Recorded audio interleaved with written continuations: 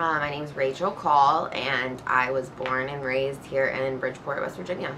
I remember my sophomore year of high school is when I kind of went left, so to speak. I never really felt like I fit into what the typical Bridgeport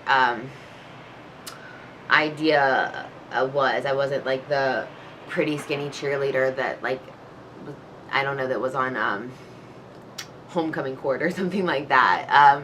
So because I didn't feel like that, I kind of gravitated towards people that weren't doing that kind of stuff. And I started experimenting, doing different things that I knew weren't something I was supposed to be doing, but nonetheless, I still participated and engaged, and I just kind of went off to the races from there. I just kind of did my own thing, and didn't turn out too great. My first time getting like arrested, which I didn't really ever even think was being arrested, was I totaled my mom's Tahoe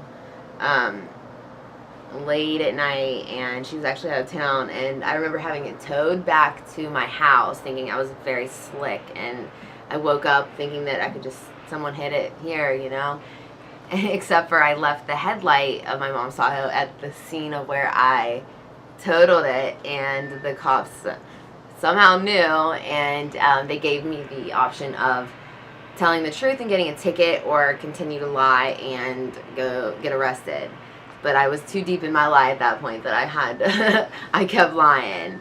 However, I didn't really technically go to jail. I was arrested, fingerprinted, all that, but my mom just paid my bond right then, so I just came home and, you know, went on just like nothing had even happened.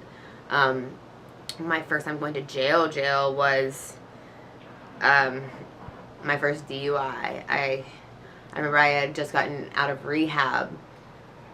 Then 10 days later, I was at the bar, and I left, got wrecked, totaled my car, got my first offense DUI, and a funny memory of that is I remember being in rehab, it was in West Palm Beach. It was like a resort rehab, very, very nice, and calling her, crying from the pool, saying, like, this is prison, get me out of here, I can't believe this is awful.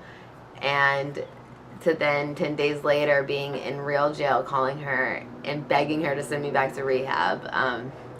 Just a really profound memory that just is almost, I'm able to laugh at it now, but just how skewed my perspective of reality was. It was just, it's funny to think back now, but yeah, and then that just started it off there. Yeah, I paid a lot of money for different things, whether it's like DUIs or court costs, lawyer fees. Like, I'm honestly supposed to be paying for the guardrail here on Route 50, but yeah, I owed a lot of money throughout the different times of being arrested. Yeah, for sure. Just remaining grounded and humble, I think.